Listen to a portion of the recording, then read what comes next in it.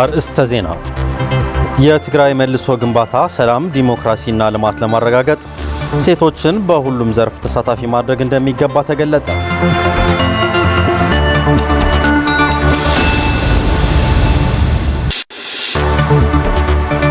በተባበሩት መንግስታት ድርጅት ሄሊኮፕተር ላይ በተፈጸመ ጥቃት የሱዳን ጦር ጀነራልን ጨምሮ በርካታ ሰዎች መገደላቸውን ቢቢሲ ዘገበ።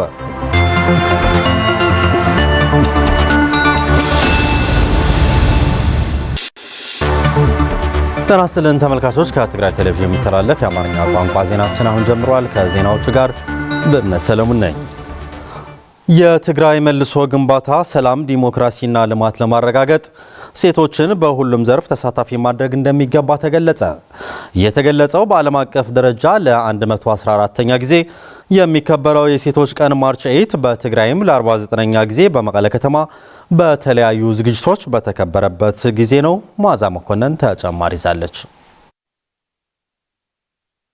በዓለም አቀፍ ደረጃ ለ114ኛ ጊዜ የሚከበረው የሴቶች ቀን ማርች 8 በትግራይ ደረጃ ለ49ኛ ጊዜ በመቀለ ከተማ በተለያዩ ዝግጅቶች ተከብሮ ውሏል። ማርች 8 ለትግራይ ሰላምና አንድነት በሚል መሪ ቃል በመቀለ ከተማ በዚህ በዓል ተገኝተው ንግግር ያደረጉት የትግራይ ሴቶች ጉዳይ ቢሮ ኃላፊ ወይዘሮ ፍሬወይኒ ገብረ እግዚአብሔር በየመድረኩ ሀገርን ለመገንባት በተደረጉ ሰላማዊ ትግሎች የሀገር ልማትና ዲሞክራሲ ግንባታ ላይ ሴቶች ያበረከቷቸው አስተዋጽኦ ከፍተኛ መሆኑ አውስተዋል። ወይዘሮ ፍሬወይኒ በንግግራቸው የዘንድሮው 49ኛ ዓመት ዓለም አቀፍ የሴቶች ቀንን ስናከብር በትግራይ ጦርነት ምክንያት ከቀያቸው የተፈናቀሉ ዜጎች ባልተመለሱበት፣ የትግራይ ግዛታዊ አንድነት ባልተከበረበትና ነጻ ወጥቷል ተብለው ወደ ቦታቸው የተመለሱ ዜጎች ደህንነታቸው ባልተረጋገጠበትና እንዲሁም በዘር ማጥፋት ጦርነት ከፍተኛ ጥቃት ያስተናገዱ የትግራይ ሴቶች ፍትህ ባላገኙበት ሁኔታ ነው ሲሉ ገልጸዋል።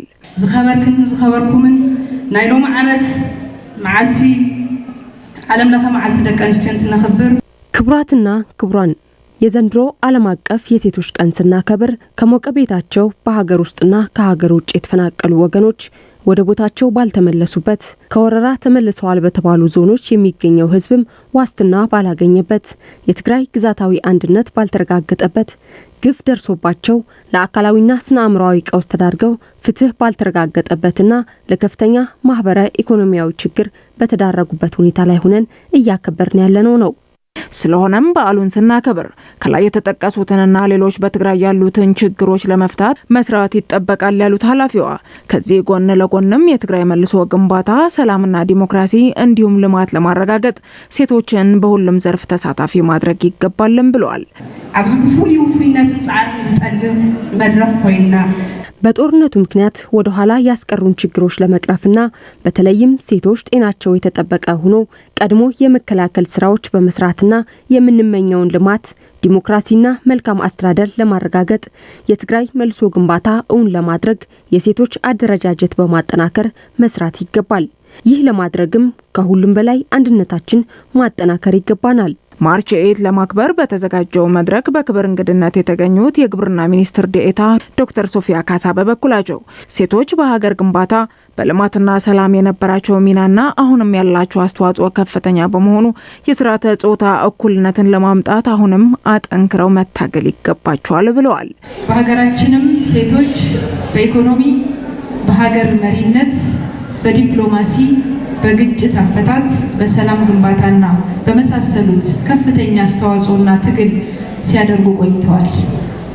በሁሉም የሀገሪቱ አካባቢዎች ሴቶች ለስርዓተ ጾታ እኩልነትና ለልማት ትግል ያደርጉ እንደነበር የታሪክ ድርሳናት ያመለክታሉ።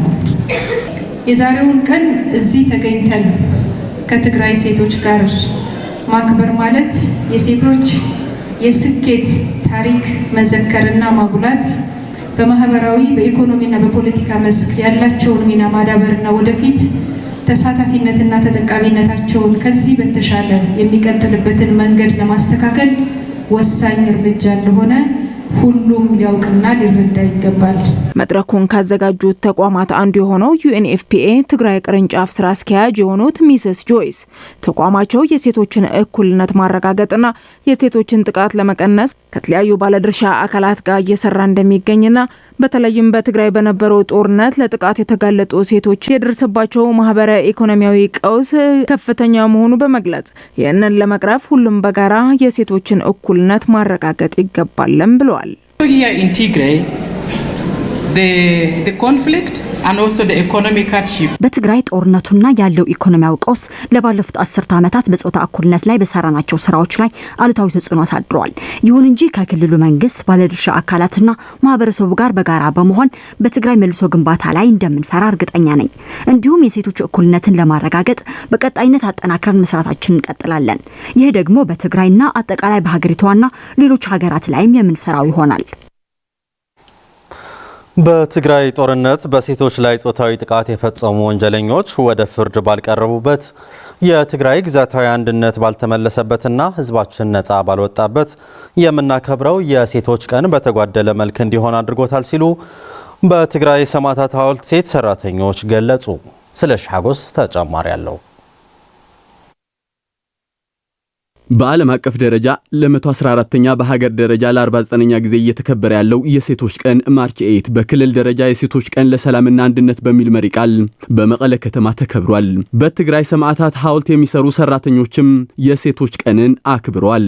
ሴቶች ባለሙሉ መብትና ንብረት እንዲካፈሉ የሚያስችለው ማርች 8 ወይም የሴቶች ቀን በዓለም ሴቶች ባለመብት እንዲሆኑ የትግራይ ወጣቶችና ሴቶች ከፍተኛ መስዋዕትነት መክፈላቸውን የትግራይ ሰማዕታት ሐውልት ሰራተኞች ይገልጻሉ። ታጓን ስቴት ደጎ ወጽያ ማዕረናይ መምቃል ዘጥሬታ ሀፍትናይ መምቃል ዕድለይ ነበራን ሴቶች በአደባባይ ፍርድ ወጥተው ያፈሩትን ንብረት የመካፈል መብት አልነበራቸውም። ቀና ብለው ባሎቻቸውን የመከራከር መብት አልነበራቸውም።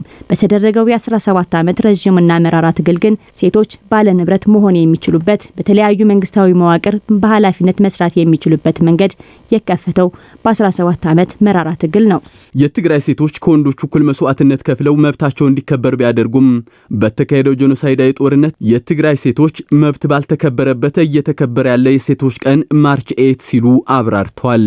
ወሐዝናይ መበለ 49 ማርች ክንخبر ከለና ተን ከማና ዝበላ ደቁ አንስዮ ከخبራ ዲ ይخአል አለዋ ለ49ኛ ጊዜ የሚከበረው የሴቶች ቀን ስናከብር እህቶቻችን ከቀያቸው ተፈናቅለው በመጠለያው በስቃይ የሚያሳልፉትን እያሰብን ነው። በተለይም ባልተመለሱ ግዛቶች ውስጥ በወራሪዎች ጾታዊ ጥቃት እየደረሰባቸው ያሉ እህቶቻችንና እናቶቻችን መብታቸው መከበር ባልቻለበት ጊዜ ላይ ሆነን ነው የሴቶችን ቀን እያከበርን ያለ ነው። የሴቶችን መብት ለማስከበር እንሰራለን የሚሉ ድርጅቶች በቡድን የተደፈሩ የትግራይ ሴቶች የስነ ልቦና ስብራት ሳይጠገን የሚከበር ቀን በመሆኑ ደስታችን የተሟላ እንዳይሆን አድርጎታል ሲሉ ይገልጻሉ። እሱ ማዕረስ ስሜት ሀሊና ሆነን በተለይ ተጋሩ ደቃ አንስቲዮ በአንድ አይነት ስሜት አይደለም ቀኑን እያከበርን ያለ ነው። የትግራይ ሴቶች የታገልንለት ፍሬ እንኳን ማግኘት አልቻልንም። ታግለን ነፃ ወጥተን ሴቶች ባለመብት እንዲሆኑ ብናደርግም በእኛ ላይ ጄኖሳይድ ተፈጽሞብናል። በሺዎች የሚቆጠሩ ሴቶች ተደፍረዋል። በመሆኑም ከሌሎች ሴቶች ጋር እኩል ተጠቃሚ አልሆንም። ደቀንስቲዮ ተጣጣት መሰራት አለው። በሴቶች መብት መከበር ላይ የሚሰሩ ድርጅቶች አሉ። ጾታዊ ጥቃት የደረሰባቸው ሴቶች በስነ ልቦና እንዲያገግሙ ወንጀለኛን በፍጥነት ወደ ሕግ ማቅረብ የሚሰሩ አሉ። በትግራይ ግን ብዙም ሲሰራበት አይስተዋልም። በትግራይ ሴቶች ላይ ጾታዊ ጥቃት የፈጸሙት ወደ ፍርድ ቀርበው እንዲጠየቁ የሚሰራ የሚንቀሳቀስ ድርጅት አንሰማም አናይም። ይህ ወንጀል ተጠናክሮ እንዳይቀጥል ወንጀለኞች መቀጣት የሚችሉበት መንገድ ተፈጥሮ የተደፈሩ ሴቶችን መካስ ይኖርባቸዋል። የትግራይ ሴቶች መብታቸው ተከብሮ የሴቶች ቀን ለማክበር ባልተመለሱ ግዛቶች ውስጥ ያሉ ሴቶች ነፃ እንዲወጡ ተፈናቃይ ማህበረሰብ ከመጠለያ ወጥቶ ወደ ቀዬው እንዲመለስ የሚያስችለው የፕሪቶሪያ ሰላም ስምምነት ሲተገበር በመሆኑ የፌዴራል መንግስት በአስቸኳይ ኃላፊነቱን እንዲወጣ ጠይቀዋል። እዚህ ከማህበረሰብ ዓለም ጻውዒት ዝገብር ማህበረሰብ ዓለም ጻውዒት ዝገብረሉ የዓለም ማህበረሰብ የትግራይ ሴቶች ሙሉ መብታቸው እንዲጠቀሙ ለማስቻል ርብርብ ማድረግ ይኖርበታል። ግዛታዊ አንድነት ሊመለስ ይገባል። ነፃ ያልወጣ ህዝብ ነፃ መውጣት አለበት። በትግራይ በተካሄደው ጄኖሳይዳዊ ጦርነት በቡድን የተደፈሩ ሴቶች ስነልቦናቸው እንዲያገግም በመስራት ላይ የዓለም ማህበረሰብ ሊረዳንና ፍትህና ተጠያቂነት እንዲሰፍን እንዲያግዘን እጠይቃለሁ። በጦርነት ወቅት በወደመው ሀብት ምክንያት የፌዴራል መንግስት የብድርና ወለድ ጉዳይ በልዩ ሁኔታ ሊመለከተው እንደሚገባ የትግራይ የንግድ ማህበረሰብ ጠየቁ። የንግዱ ማህበረሰብ ለጥያቄው ተገቢውን ምላሽ እስኪያገኝ ድረስ ሰላማዊ ትግሉን አጠናክሮ እንደሚቀጥል ከተለያዩ አካላት ጋር ሲያካሂደው በሰነበተው የውይይት መድረክ አስታውቋል። ብርዛፍ ገብረ ጻድቃን በትግራይ ፋይናንስ መልሶ ማቋቋም ግብረ ኃይል ተዘጋጅቶ ከሰሞኑ ሲካሄድ የሰነበተው የትግራይ የፋይናንስ ስርዓቱና የንግዱ ማህበረሰብ መልሶ ማቋቋምን የተመለከተ የውይይት መድረክ በዛሬው ዕለትም ከተለያዩ የትግራይ ወረዳዎችና ከተሞች የተወከሉ የንግዱ ማህበረሰብና የትግራይ ጊዜያዊ አስተዳደር አካላት የተሳተፉበት የውይይት መድረክ ተካሄደ። በጦርነት ወቅት ሀብቱና ንብረቱ የወደመበት የትግራይ ንግድ ማህበረሰብ ከጦርነቱ በፊት የወሰደውን ብድርና ወለድ የፌዴራል መንግስት የፕሪቶሪያው የሰላም ስምምነት መሰረት በማድረግ በተለየ ሁኔታ ሊመለከተውና የችግሩን ጥልቀት በአግባቡ በመረዳት ፖለቲካዊ መፍትሄ እንዲያበጅለት ተጠይቋል። ናይ ኢኮኖሚ ሴክተር ይኹን ናይ ኢንቨስትመንት ይኹን ብፉሉይ ይኹን በውዕሉ ፕሪቶሪያ ዝባርክ መምርሕ ኢኔና የኢኮኖሚው ዘርፍ በተለየ ሁኔታ በፕሪቶሪያ የሰላም ስምምነት መሰረት ያደረገ ግንኙነት ነው ያለን። ይህ የሚሆን ወደ ህገ መንግስት እስክንመለስ ነው። ወደ ህገ መንግስቱ ለመመለስ ደግሞ የትግራይ ግዛታዊ አንድነት መጠበቅ አለበት። ተፈናቃይ ወገኖችም ወደ ቀያቸው መመለስ አለባቸው። የትግራይ መልሶ ማቋቋም ሂደትም መጀመር አለበት። ይህ ከሆነ በኋላ ከፌዴራል መንግስት ጋር ግንኙነታችን በህገ መንግስቱ መሰረት ይሆናል ማለት ነው። ስለዚህ አሁን ባለንበት ሁኔታ በፌዴራል በኩል እየወጡ ያሉት አዋጆች ትግራይን ይመለከታሉ ወይስ ብንል በእኔ በኩል በፕሪቶሪያው ስምምነት መሰረት ትግራይን የሚመለከቱ አይደለም ነው። ታዲያ በምን መስፈርት ነው በፌዴራል የወጡ አዳዲስ አዋጆች በትግራይ ተፈጻሚ ለማድረግ እየተሰራ ያለው? ይህ መሆን የሚችለው ፕሪቶሪያው ትተን በፌዴሬሽን ምክር ቤት ተወክለን ከሆነ ነው። ታዲያ እኛን የወከለ አካል በሌለበት የተወሰኑ ውሳኔ ሊያመጡ ተግባራዊ ለማድረግ እየሞከሩ ያሉት የመንግስት አካላት ይህ የሚያደርጉት በምን መስፈርት መሆኑ መጀመሪያ መልሱ ሊሰጡን ይገባል። ናይ ማህበረሰብ ትግራይ ዘሎ ጸገም ፖለቲካል ሶሉሽን ንዛ ፖለቲካል ሶሉሽን 2 ዓመት ውድእ ኣለዎ። በትግራይ የንግድ ማህበረሰብ ያለውን ችግር ለመፍታት ፖለቲካዊ ውይይት ነው የሚሻው። ታዲያ ይህንን ችግር ለመፍታት 2 ዓመት መፍጀት ነበረበት።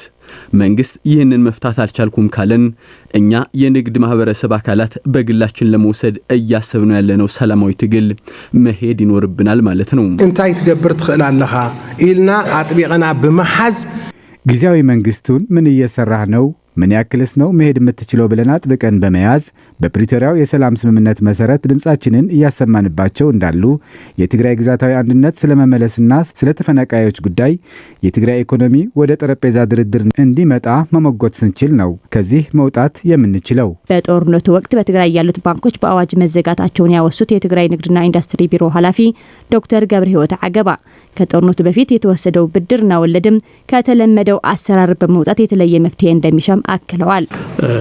ፖለቲካል ሶሉሽን ይዘድልዮ ክንብል ከለና ፖለቲካዊ መፍትሄ ነው የሚያስፈልገው ስንል ከፌዴራል መንግስት ጋር በቅርበት መስራት ያስፈልጋል ማለት ነው።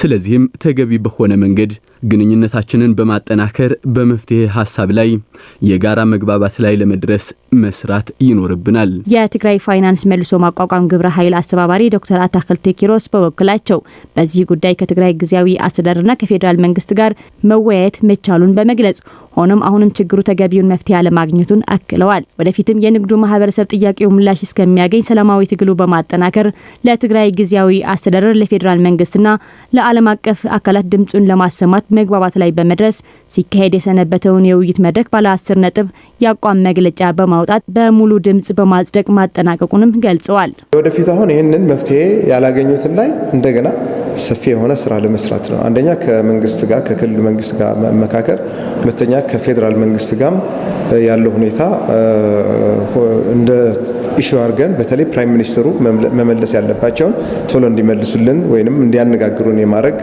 ጥያቄዎች ቀርበዋል። እንደዚህ እንዲሁም እንግዲህ ያው እስካሁን ሰላማዊ የሆነ እንቅስቃሴ ነው ሲያደርግ የነበረው። ስለዚህ አሁን ዛሬ በወሰነው መሰረትም እንግዲህ ሰላማዊ እንቅስቃሴ እስከ ሰላማዊ ሰልፍም እንሄዳለን እና ዓለም አቀፍ የሆኑት ጉዳዩን ወደ ዓለም አቀፍም እንወስደዋለን የሚል ውሳኔ ነው የወሰነው። በመጨረሻ ደቡብ ሱዳን ውስጥ በተባበሩት መንግስታት ድርጅት ሄሊኮፕተር ላይ በተፈጸመ ጥቃት የሱዳን ጦር ጀነራልን ጨምሮ በርካታ ሰዎች መገደላቸውን ድርጅቱ አስታወቀ።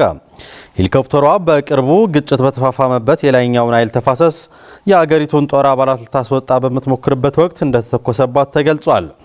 በጥቃቱም አንድ የሄሊኮፕተሯ ሰራተኛ ቆስለው የነበሩ ጀነራልና በርካታ የደቡብ ሱዳን ወታደሮች መገደላቸውን በደቡብ ሱዳን የመንግስታቱ ድርጅት ተልእኮ ባወጣው መግለጫ አመልክቷል። ወታደሮቹን ውጊያ ከተፋፋመበት የላይኛው ናይል ተፋሰስ ግዛት ለማስወጣት በሚሞከርበት ወቅት የተፈጸመ ጥቃት በጦር ወንጀለኝነት ሊፈረጅ እንደሚችል የተባበሩት መንግስታት ገልጿል። ከጥቃቱ በኋላ ሌላ ሁለተኛ ሄሊኮፕተር ቢነሳም ተጋጭቶ እንዲያርፍ በመደረጉ ተሳፋሪዎች በሙሉ መሞታቸውን የደቡብ ሱዳን ፕሬዝዳንት ሳልቫ ኪር አስታውቀዋል።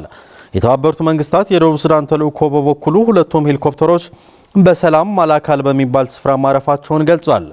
በዚህ ጥቃት 27 የደቡብ ሱዳን ወታደሮች መገደላቸውን የአገሪቱ የማስታወቂያ ሚኒስትር ማይክል ማኪዮን ዋቢ አድርጎ ሮይተርስ ዘግቧል። በላይኛው የናይል ተፋሰስ ግዛት ለሳምንታት የዘለቀው ጦርነት በፕሬዝዳንት ሳልቫኪርና በምክትላቸው ሬክ ማቻር መካከል ከ5 ዓመታት በፊት የተደረሰውን የሰላም ስምምነት ስጋት ላይ ጥሎታል ሲል ቢቢሲ ዘግቧል።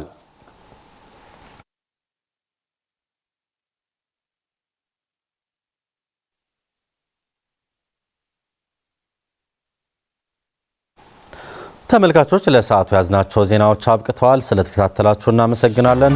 ሰላም